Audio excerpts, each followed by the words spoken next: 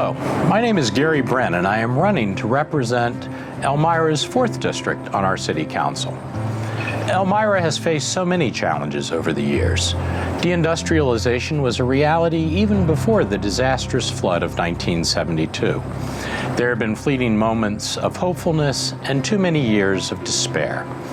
Today, our population is declining, with residents getting older and poorer every year.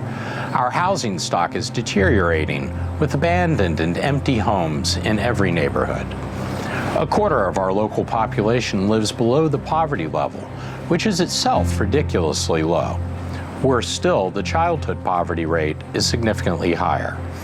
Half of our housing is in rental property, and the majority of our tenants are rent-burdened. A third pay more than half of their income in rent.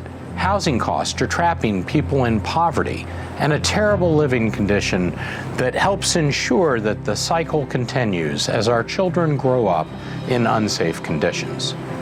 Elmira has been surviving by gutting services, raising taxes, and depending on state and federal handouts. This is simply not sustainable. It doesn't have to be like this. There are small and mid-sized cities in America that have turned things around.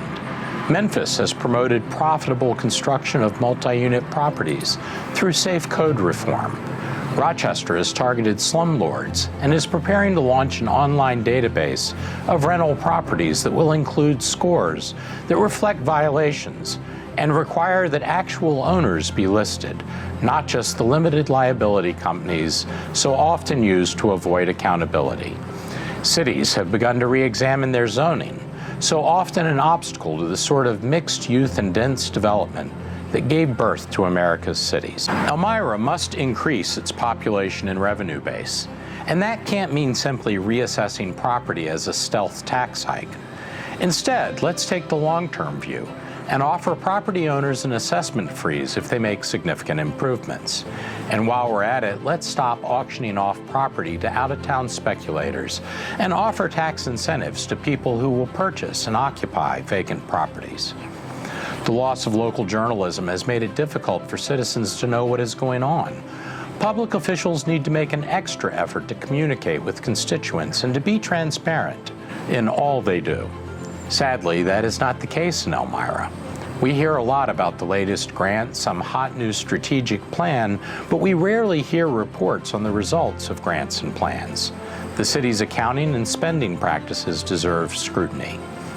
But in the end, you can't vote on policy or on the promises I make this year. If we've learned nothing else since the last city council election, we have certainly learned to expect the unexpected: insurrection, pandemic, wildfire smoke. The character of the people we elect matters. So let me tell you a little about me. I was raised in Virginia in a family of cops and firefighters. I served honorably in the Army, and after my enlistment ended, I worked odd jobs and traveled extensively until settling into the tech industry. I was the director of learning for a multimedia company in Lower Manhattan on 9/11. I decided that day I wanted to do something that mattered.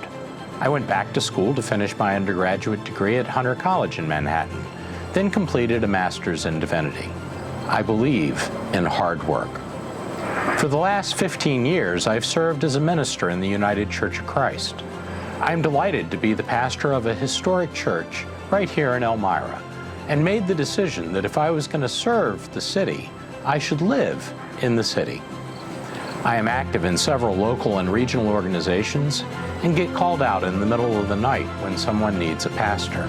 I always go. As a pastor and as a chaplain, I've been with people at some of the best moments in their lives and some of the worst. Baptizing babies, being present in the grief of a horrible diagnosis, and even as the heart finally stops. My own family has been touched by tragic death and the scourge of addiction. I care. Let's say no to the divisive and angry politics, to the old boys network and the backroom deals. I am asking for your vote on November 7th. Together, we can build a new and better Elmira.